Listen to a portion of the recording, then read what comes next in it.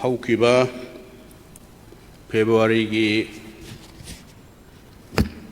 तांग कुनमरी 2024 दा honourable governor ना अगस्त house असिदा पीबीखिबा थंबीखिबा मागी एड्रेस हाइबे तारे मतलब कोई डेमोक्रेसी चटप लेपाक्ता गवर्नर की एड्रेस सी मोशन ऑफ थैंक्स अदुगा सेकेंड तौबा अदुगा लोइनना कोई ऑनरेबल मेंबर्स की मरक्तसु मसिगी ऑब्जर्वेशन और करिगुंबा कनो तौरगदी एप्रोप्रिएट वोय हाइना खनबा तारगदी मदु अमेंडमेंट तौबसी अदुम चटनेय अदु ngасai motion of thanks mover और सेकेंडर यामना नुंगाइजै ताबदा कोई स्टेट सिगिदमुक्तदा याइफनबा पाइखलिबा प्रोजेक्ट मयाम अमा हेल्थ सेक्टर दा एवरी सेक्टर हाइबे तारे अदु याम ताबा याम नुंगाइजै कोई लाइबक थीबा थोक्रिबा थौदोक हौखिबा मेगी तांग अहुमदा थोक्रिबसे मसिना अहानबसु नतिएबा स्टेट सिदा नतना इंडिया की मफम खुदिंगमक्ता अदुगा वर्ल्ड की मफम खुदिंगमक्ता हाइतारे थोनिंगदबा सिगुम थौदोक थोखिदबा अमता लेते इंडिया की मफम अमतदसु थोखिदबा लेते अदु हौजिक अखोई थोखरे मसी अखोई करी तौबा ताई अइना थाजजबददी मणिपुर की प्रजा सिंह अदुगा मरुओइना रिलीफ कैंप ता लेरिबा मयाम से मसी अखोई कयम कांदा चटलगा मोइना लेरिबा फिभम मरुओइना अखोई पार्टी की लीडर हाइबा तारे leader of the opposition parliament की ओइबिरिबा श्री राहुल गांधी जी ना अहुम लक लाकपसिदैदा हंदकी लेटेस्ट लाकपुदिसु अखोई अदुम चटमिनरगा एकोम्पनी तौरगा अदुम चटमिनबसिदैदा मसी मयामनदी हाइबिरकबा याय मसी पॉलिटिक्स तौबा पॉलिटिकलाइज तौबगी मतम नते हाइना अदो श्री राहुल गांधी जी ने अदुम हाइजेबनी लागा मसी अखोई राजनीति तौबा लाकपा नते लाइबक थीबा थौदोकसिदैदा थोक्रिबा रिलीफ कैंपदा मरुओइना रिलीफ कैंपदा लेरिबसे मसी मोइगी फिबमसी जिरिबामदा खंगदे चुरचांपुरदा खंगदे मोइरांगदा खंगदे सिदा इम्फाल ईस्ट खंगदे लेरिबा मयामसे करंबा मवोंगदा लेरी अहोंगबा लेब्रा हाइबसे अखोई येंगबा लाकपनी अखोइगी साइडतगी करी करी अखोइना मतेंग पांगबा याय मतौ कमाय तौरगा स्टेट सिदा नॉर्मल सी लाकदगे हाइबसे मसी अखोइनसु ओपोजिशन दा लैबनिना अखोइ करीमता रूलिंग द ओपोजिशन हाइबदी इन द सेंस सेंटर दा ओइबा याय अदुगा स्टेट दा ओइबे रूलिंग दा लैरिबा सरकार पाइबिबसिदी लोइनबक मोइदा सिक्योरिटी हाइरो और स्टेट एक्सचेकर हाइरो एवरीथिंग मोइदा लोइना लैबा अदुइ मथक्ता अदुगी मथक्ता लॉ एंड ऑर्डर हाइबसिदी स्टेट सब्जेक्ट निना मोइना मैनेज तौबा खोपदु हाइते नत्रगा केनो तौदे हाइबी वानते मदुदा अखोइना करी मतेंग पांगबा याय और नत्रगा करी सजेशन तौबा याय हाइबदो अखोइ लाक्सबनी अदो अखोइगिदी करिगुंबा सिचुएशन सी नॉर्मल सी हंजल अगदी करी हाइरुनी अखोइना करी हाइरुनी अदुबो अइना हाइजनिंगबदी हाइरगा अदुम होय हाना थोखिबदो अदुम अखोई हंदकीद नतेना हानसु मयाम थोखिना अदुम हाइबा हाना मैतै पांगनगी थोखिबा नागा कुकी की थोखिबा कुकी पाइते की थोखिबा मसिगुंबा मयाम थोखिबा मयाम चिंगसे अदुम पल्ला पल्लगा हानसु तौगिना ना अदुम पनबा अदुमदु पुनमक्सिंगदु केनो तौरगा अइंगोंदसु नेशनल लेवल की मीटिंग ऑल पॉलिटिकल पार्टी की नेशनल लेवल की मीटिंग से आदा दिल्ली दा कौरे मदुदैदा ऐसो कोई ऑल इंडिया कांग्रेस कमिटी ना ऐबो भी नंग नाउ नंग रिप्रेजेंट तौराव नंग नॉर्थ ईस्ट नोई स्टेट ता सिगुम्बा थोअनिंगदब थौदोकसे थोखिबनिना नंग रिप्रेजेंट तौराव ना ऑल पॉलिटिकल पार्टी की मीटिंग दा honourable home minister Amit Shah ji यावे अदुगा पार्टी की प्रेसिडेंट जेपी नड्डा जी यावे अदुदैदा आईदी सजेशन तौबीबनी तौजबनी लौदबना तोंगानबमनिको अने अमित शाह जी आईदी कछु खंगजदे अदुबो आईगी स्टेट सिदा थोअबनिना आई सजेशन तौजनिंगबसे मसी लाइबक थिबा थौदोकनी कनासु थोअनिंगबा यावरोइको मसी सेंटरसु थोअनिंगोय स्टेटसु थोअनिंगोय अदुबो थोखरे अदु ओरगदी मसी हुजिक्ति बर्निंग ओइरे सेंटरना मतेंग पांगबियु हाइबने सेंटरना खुद थिंजनबियु इंटरवीन तौबियु मई चाक तारगदी आईगी सजेशन नि मसी आइना हेना खंग हैरे हाइबनते मई सी इहान हानबदा मई सी it should be put out मई से हान मुथत पताई अदो मुथत पा हाइब तारदी करिनो नंग सजेशन तौ हाइबसदैदा मसिदा कोई मणिपुर द तौरिबसी खुलाई पाइबसु यावसनरे सुद लेबा याई लेतबा याई अदो इंडिया से अखोइना ताजबनिको मसी सब्जेक्ट टू कन्फर्मेशन पृथ्वी की मनुंगदा मिलिटरी माइट हाइब तारेने मिलिटरी की शक्ति से मरी सुबनी हाइना क्लेम तौई हाई आइदी खंगदे को सब्जेक्ट टू कन्फर्मेशन अदु ओरगदी सेंटरना मतम अमका मे बी विदिन 3 days or within 1 week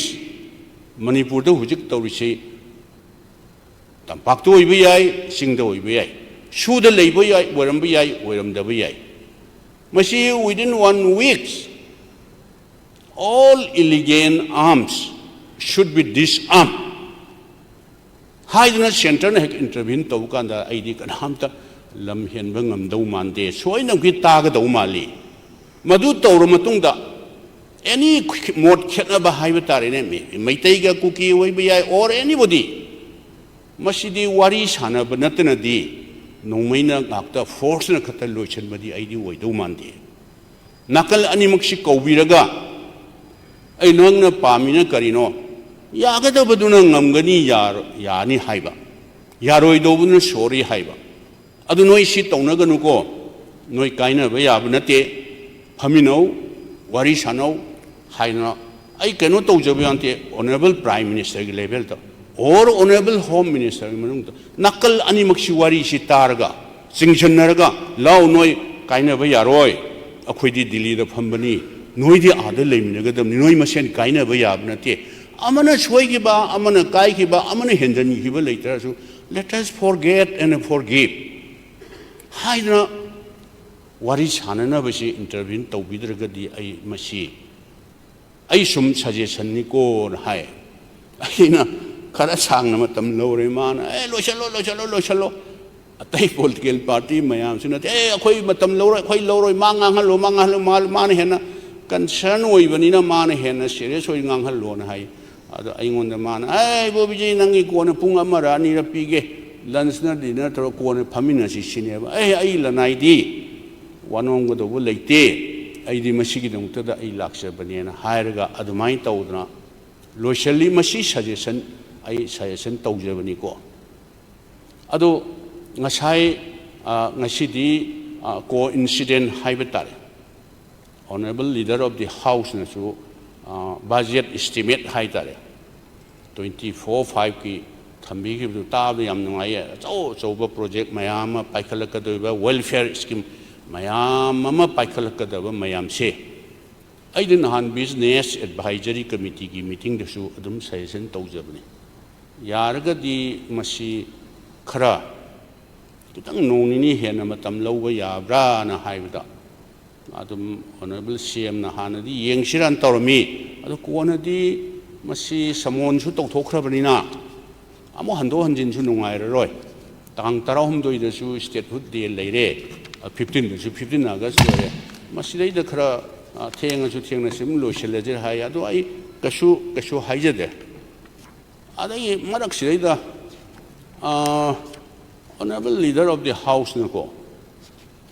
adum serious oibira moi haibi wanate India government na ay nga sai thamjaki do as mayam pirena mayam taurena PW kari lerige ILP pire kari no yamna FMR pire sida ILP pire FMR pire NRC pire border fencing si mayam si ay khajitang Speaker sir, ay matam yam ng ojero. Mana amamam katang pandradi yadam nina. ILP ki matang sisu Honorable Home Minister Delhi the Krokna Aishu la owner lakna. Some suggestion ki wani Aishu participate to meeting da. Honorable Leader of the House CM Shodum lay. Hanagi Deputy CM former DGP Joy Kumar Saipsule. Ado akoy Honorable Minister Power Jiki Agriculture Paibiriba, Bishujit Saipsule. Masi Noina Citizenship Amendment Bill say,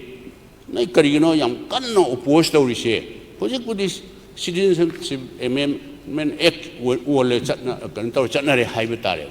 Masi ground rule peer, Loina Semabra, Gomina Minana Semabra, Sem Dibra, ID Kangjade, Madugi Beziana, Kayano, Kramhaito,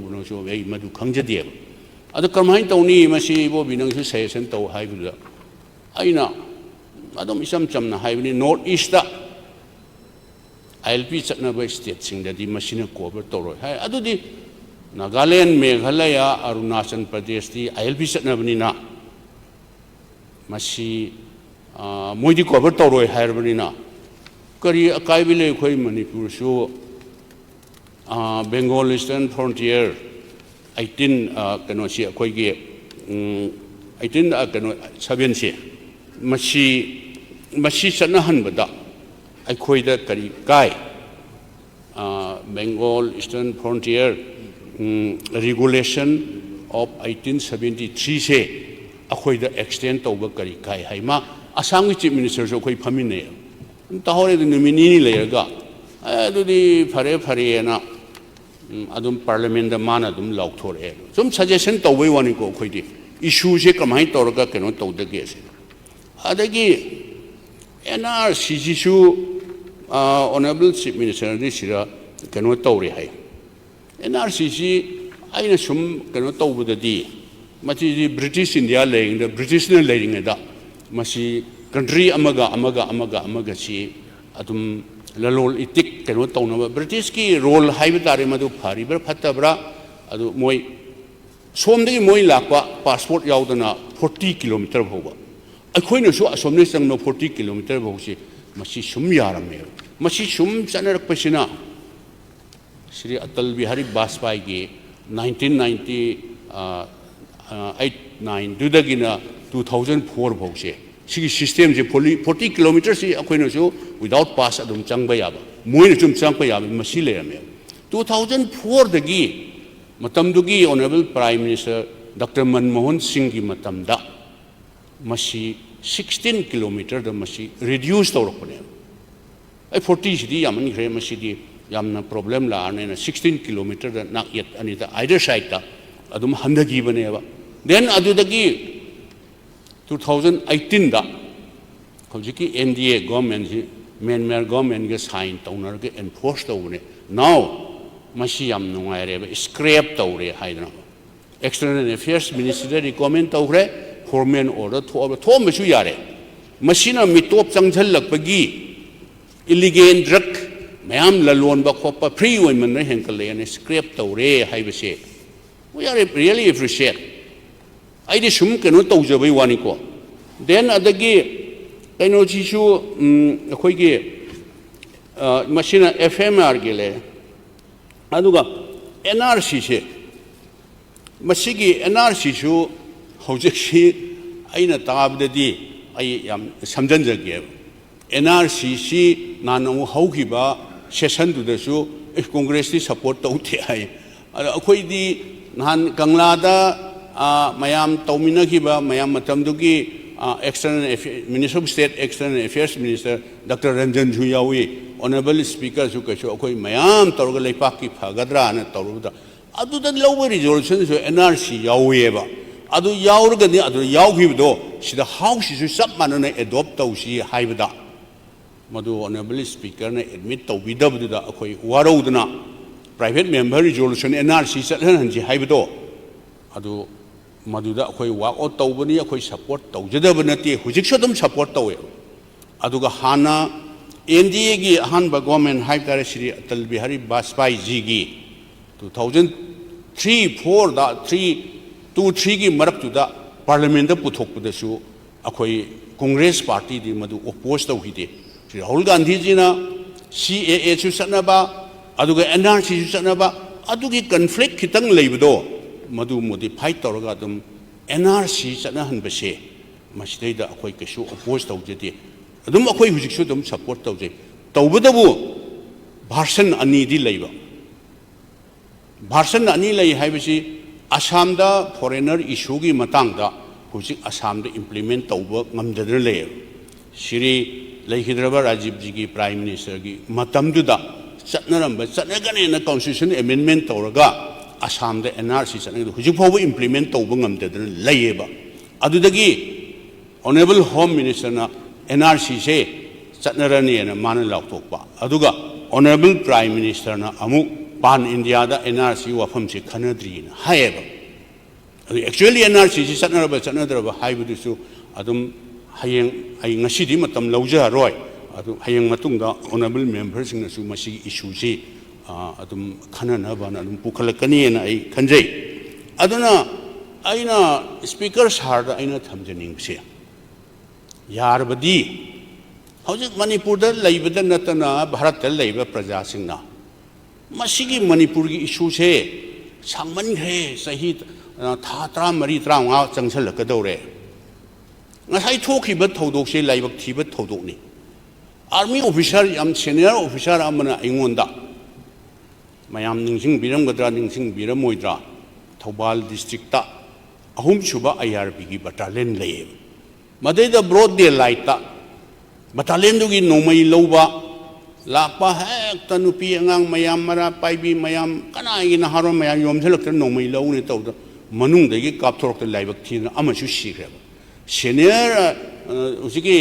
army officer ingon telephone tore sir ai sir bu thijarakuni yar sir ki kendra na de ontamadu mateng pangbiwa haeba aina noi kano tawgunu noi ji ai de neutral oiba central agency central force ne khali noi mean bias lei nakal amada mateng pangi khotli adum tawyada tawe haire aina haiba no sir adudi haibiganu adudi lan information tawre adu urgadi man harpasiko ai khoina nakal amada misang sangamaba more dagi oiba yai Chursampur dagi oiba yai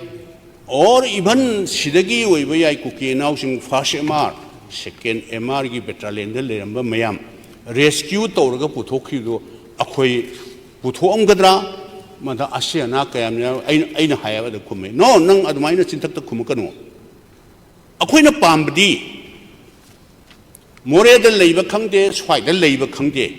लाइबक थीबा थौदोक दु थोए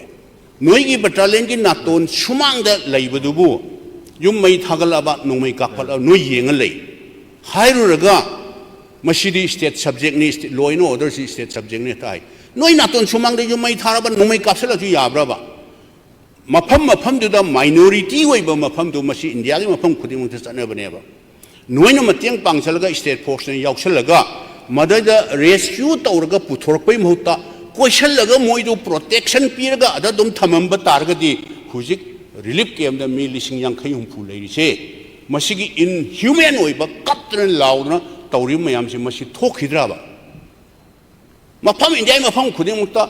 minority ओइबा majority ना दमाइ तौबा मफम दुदी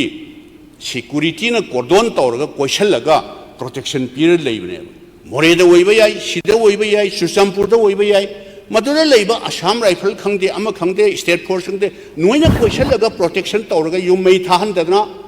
ama ni aso open khar yauja thamamba targati question of relief camp tagi mi lising yankhai humpu hena ada hujik hanjal halu si hanjandri baudi norman si la haibasi yaro ena mayam launari base yes honorable leader of the house नदी normal सी लाए office ma'am कानरे परीक्षा तौरे हंदक election तौहिरो smoothly तौरे हाइरेब अदु ma'am सिनदी करम मतमदा अखोइनसु relief camp दा राहुल जी का अखोइ relief camp चटपदने अतई दी लायरना नुपी मसा सही तैम्पान तरा सूबसे चेंजल कोंजल कपगा मैमसु रिलीफ कैम्प दा अदंग लेंग हंगबियोबा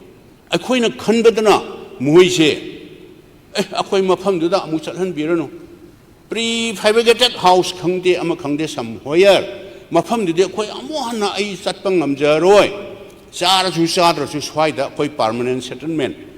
अदुगी अरेंजमेंट तौबियो तौबिनिंगेबा हौजिकसु उतंग लेंगा येंगबियो मयाम रूलिंग दा लैबा ऑनरेबल मिनिस्टर सिंह अमले एमएलए सिंह रिलीफ कैम्प दा चंगबियोबा मरुइना नुपी मचा सिंह हनुबी सिंह से अखोइ बु कदंवइनो मफमदुदा अखोइ सिजरुगे कदंवइ अखोइ मफमदुदा थिनबिरुगदगे सी ngaktaनेबा मरमदी हल्लमन हाइनबा मागी मागी खोइरी नावफम ताफमदो सिरसु सिजगे हाइबा वखंदु लैबने खंगदे अदुना आइना ऑनरेबल स्पीकर दा ngasi आइना मोशन से आइना मसिगी अमेंडमेंट हाइगदरा करि हानि मसि आइ थांगतनिंग से अखोइ मंगानि अखोइना कैदौरुनि बजेट खंगदे अमा खंगदे लोइना अदुम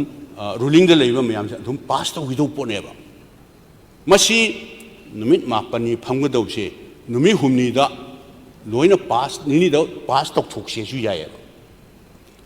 रूलिंग दा लैबा honourable minister Singh honourable MLA सिंहसु अमममता ओपिनियन पीबियोबा करी नुमिता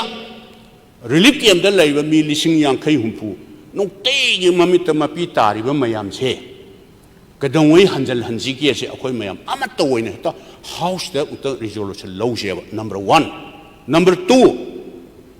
डिस्ट्रिक्ट अमगा चटनबा याद्रि से करी नुमित चटनबा यागदगे देन नंबर 3 अखोइना हाइजबदी मरुं पांगसिंग ngasisu सिदे आई मोइगी मिशनगी वानेते कुकी सिनाउसिंग मिशनगी नते हुजिक फाउबा पॉलिसी डिसीजन दा यावरिबा कैबिनेट मंत्री अनि मसु हाउस से लागते तरे निपाम से हाउस से लागते करीगिनोबा मोय अखोइ काइनबा याब्राबा मसी अखोइना सेंटर दा ऑनरेबल प्राइम मिनिस्टर दा ऑनरेबल होम मिनिस्टर दी एज ए गार्जियन फिगर है करीगिनो नोइ लाउने हाइना तौरगा वरी उताई सानरगा अनि जे हैंडशेक तौना हलगा फमिनबा याननबा सिनबियो अदु खक्तनी अखोइ स्टेट सिदे कनानासु ngakadam nati अखोइना ngaksegadabनेबा नुंगाइसे नुंगाइत्रसु अखोइ लेबिनगदमने हेड हाइरोगा अदुम अस मिटो मयाम चंगझलकपा मदु डिक्टेट तौनबा तौरुबदा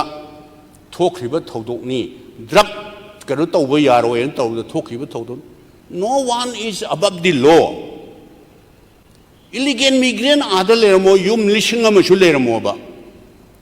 मदु स्टेट गवर्नमेंट खक्तनतेबा होम मिनिस्ट्री गिसु इक्वली रेस्पॉन्सिबल नेबा मोय आदगी फॉरेनर सिस्टम पछे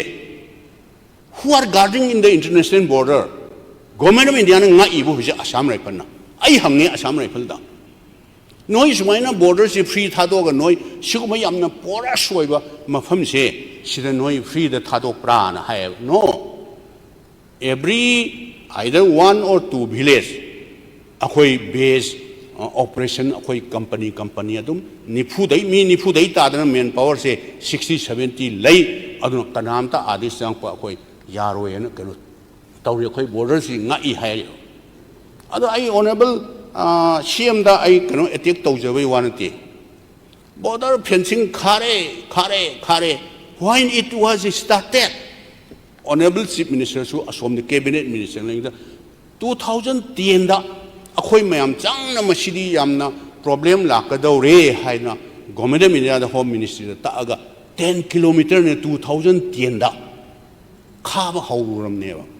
अखोइ मणिपुर की एनजीओ से अइना निंगसिंगबद इचम हाइने मणिपुर की मणिपुर लम मांगे मसी चथोक चथिन फ्री सिदी को एनजीओ द नतिएबा मनुंगी मपान की हाइबे लैदना मनुंग मपान मसी खाजन हिबा तारदी फ्री ओइररोय इलीगल आर्म एमुनेशन पुथोक पुसिन योनसिन तौबा सोमदा सेंट्रल और स्टेट फोर्स लागा फट चेंदोक हिबा याबा अदुगुम्बा ऑर्गेनाइजेशन मयामने सोंखा निंगोएबा अइना हाइजनिंगदी फरे हुजिक 10 किलोमीटर लोएबा मसी सही क्या चंगदोइनो खंगदे किलोमीटर संवा चात्रुकनी एनडीए गवर्नमेंट लापदे हुजिक सही तरह हेले स्टेट गवर्नमेंट सिसु लापदा अखोइना सुखम खारम दे खलसेबको खाबा हौरम दे खलसे स्टेट गवर्नमेंट सि लाप कांदा हुजिक सही तरी निपान फागले हानगी कहीं सही तरह फागले किलोमीटर तरह खत किलोमीटर नियरली 600 खारपद सही तरह चंब तारगदी अदुसु खारिब मोंगदसु अइदि सुम सजेशन की वानिको फेंसिंग कम रोड अदुगे एवरी 200-300 किलोमीटर गिदा सेंट्री टावर अममम तोरगा मेन पावर से मी कुंठा निफुदै तादन लेरबा रेगुलर पेट्रोलिंग चलहलबा अदु नत्रगदी मसीदी कानसु कानरोएबा हौजिक मिजोराम का अखोइगा नागालैंड का बॉर्डर से किलोमीटर कयानो उत यंगबियो मसी सही कया संगदी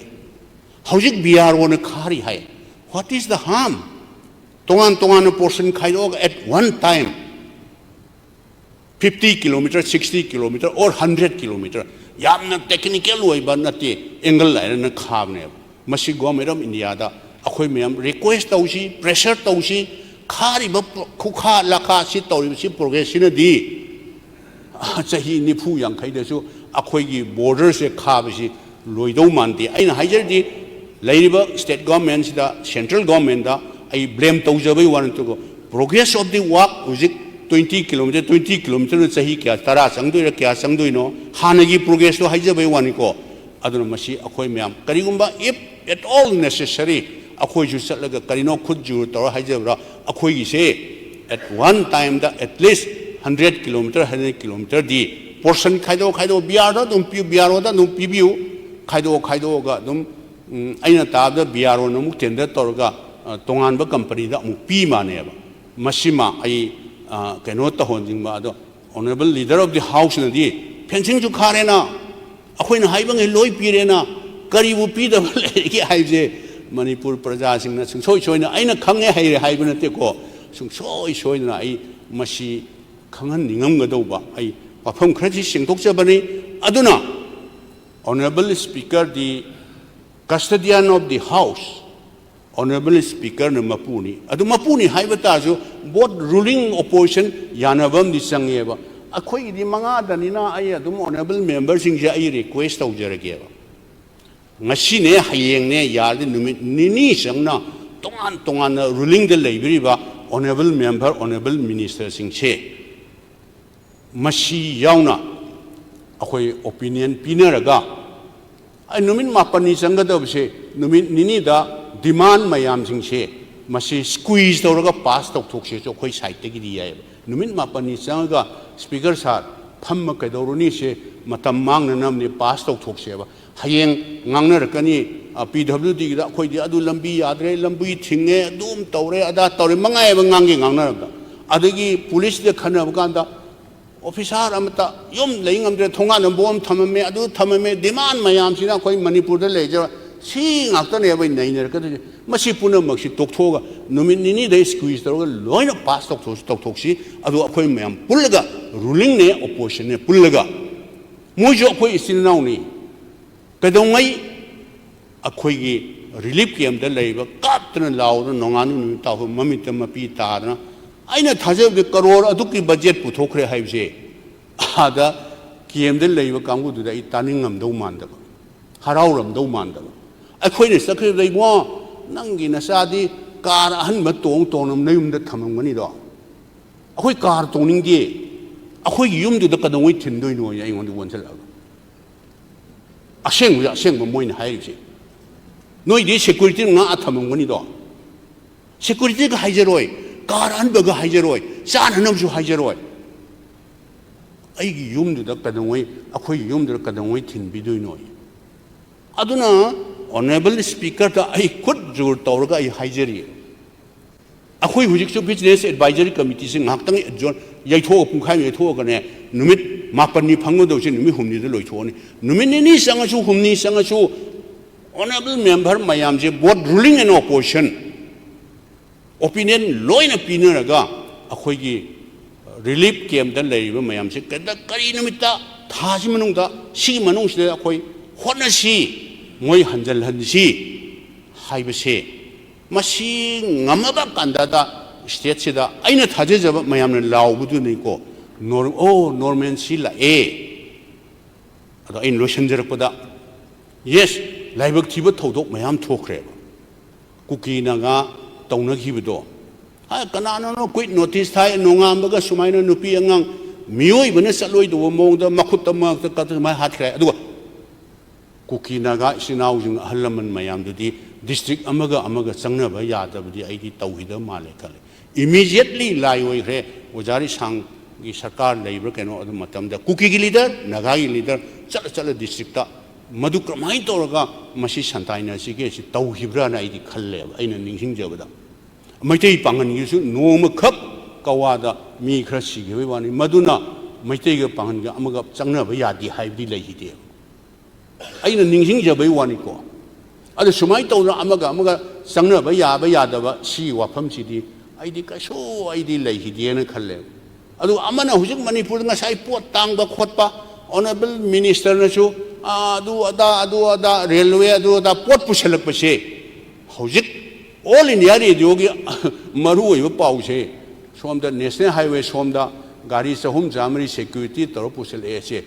asa athak attention committee pusel e masina maru oi ba pau oi leire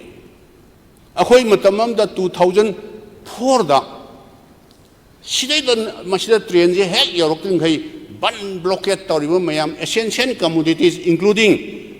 gas petroleum product cheng aduga cement yacht si mayam si railway si extension of railway line from Jiribam to Imphal se si hek yodin khai di masi yaroi na taw 2004 da ne ba jatra hun ki immediately national project ka norman project ka national project the fund shortage is shoi adi hai matamdugi prime minister dr manmohan singh laga jatra hon bire ai tawbiram moi haim de tawbiram gone masi official sing da hangbiu every month at least once all security head of the security mayam sing che assam rifle khangde itdp khangde bsf khangde crpf khangde dgp concerned finance commissioner aduga keno mayam sing se cm office da review toy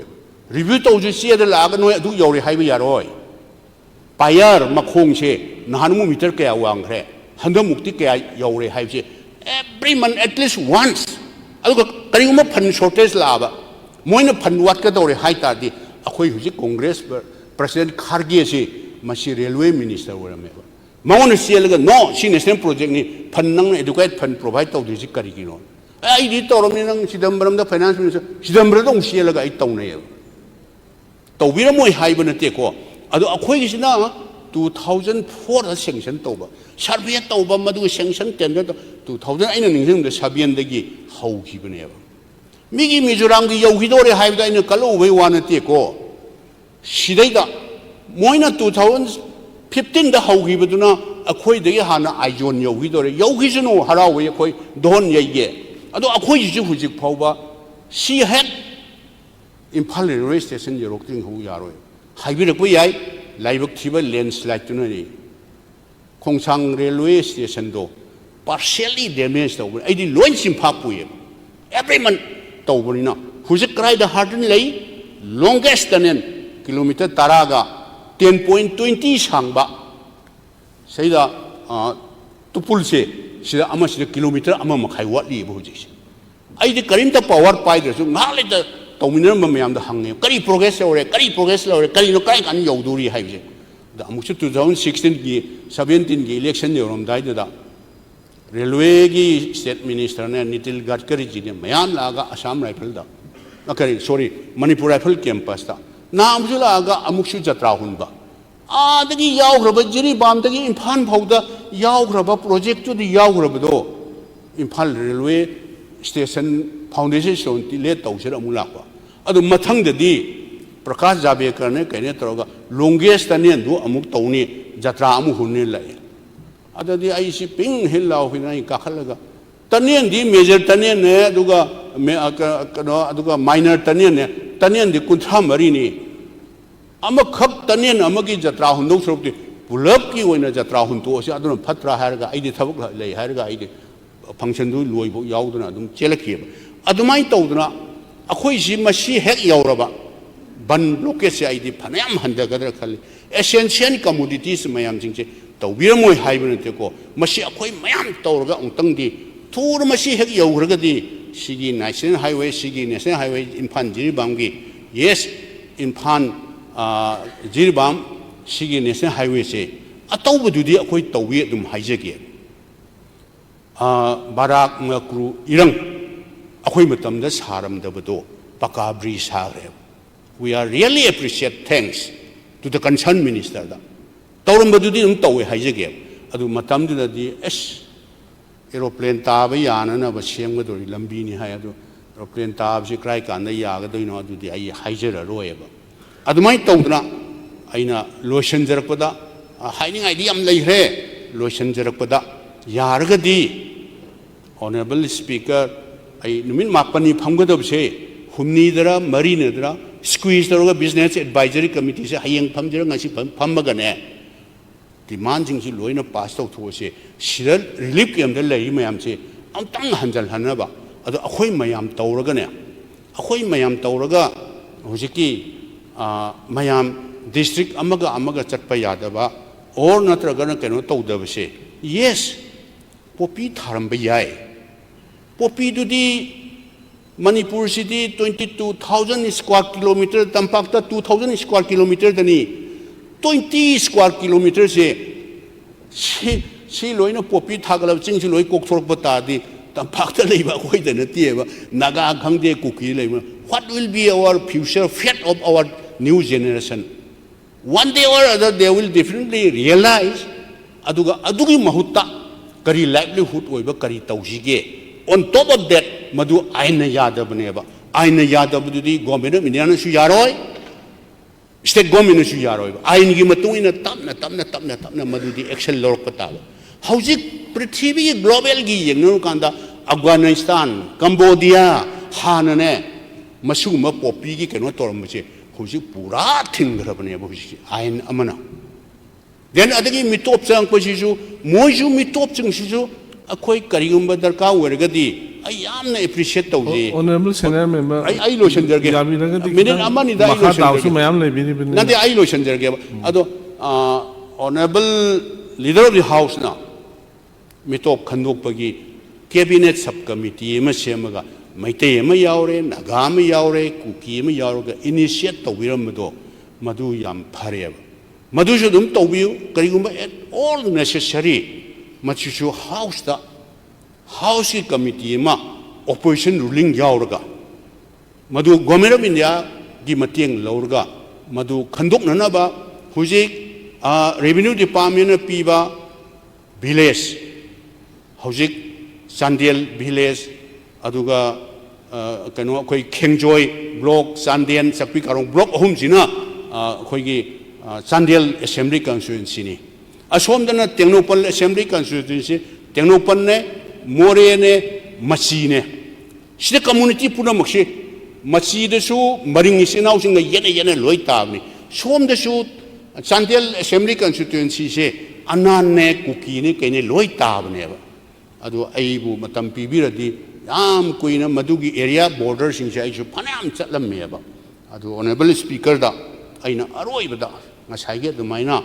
masigi demand mayam se squeeze tausi numinini humni pass tau thoksi hujiki haiba relief camp da leiriba mayam se masi karamba matamda target am toroga tha manungda ani manungda ahum manungda akhoi ruling opposition amata oin toroga hanjal hananaba aduga leiriba problem mayam singse akhoi sinau haktani noi kana du asengba indigenous studies hauba akhoi leite aduga akhoina yaningdabadi mapandai laaga sida problem create torobdo maduni yaningdab haido mapandai lakpa illegal influx immigrants singdudi madu akhoi da ngakte injan masu yaroi government of India gi equally responsibility lei masi khandokpada moju mateng pangbiu harga idi sujoi pangkani madu tawraga tawsi aduna masigi warap simta lawsien ai masi wafamsi honorable speaker dai pokhatcham thank you